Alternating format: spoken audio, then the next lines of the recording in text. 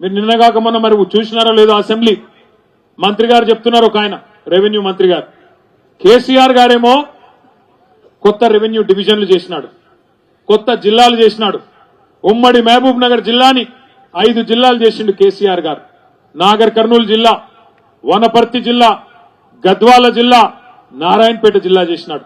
మీరందరూ నారాయణపేట వాళ్ళు, గద్వాలోళ్ళు, కొల్లాపూర్ వాళ్ళు, అచ్చంపేట వాళ్ళు మీరు మహబూబ్ నగర్ దాకా వచ్చేది ఎందుకు?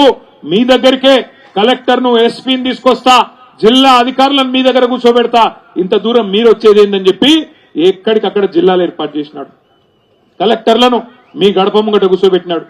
కొత్త రెవెన్యూ డివిజన్లు ఏర్పాటు చేసినారు, కొత్త మండలాలు ఏర్పాటు చేసినారు.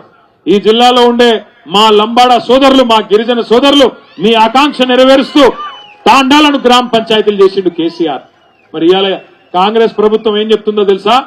కేసీఆర్ తప్పు చేసిండు, తాండాలు గ్రామ పంచాయతీలు చేసేది కాకుండే, మహబూబ్ నగర్ జిల్లాను 5 ముక్కలు చేసేది కాకుండే, అందుకే వనపర్తి రద్దు చేస్తాం, నారాయణపేట రద్దు చేస్తాం, అట్లాగే గద్వాల జిల్లా కూడా రద్దు చేస్తామని చెప్పి నిన్నగాక మొన్న పొంగులేటి శ్రీనివాసరెడ్డి రెవెన్యూ మంత్రి గారు ప్రకటిస్తా ఉన్నాడు. శాస్త్రీయంగా చేయలేదు, వీటన్నిటిని తీసేస్తామంటున్నాడు. మరి తీసేస్తే నారాయణపేట లూకుంటారా?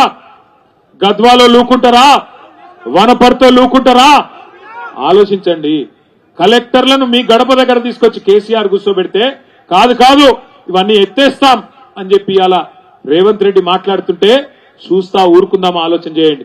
నేను రేవంత్ రెడ్డి ప్రభుత్వాన్ని హెచ్చరిస్తా ఉన్నా, మీరు గద్వాల జిల్లా ముట్టినా, వనపర్తి జిల్లా ముట్టినా, నారాయణపేట జిల్లా ముట్టినా అక్కడ అగ్గి ముట్టించే బాధ్యత బీఆర్ఎస్ తీసుకుంటది.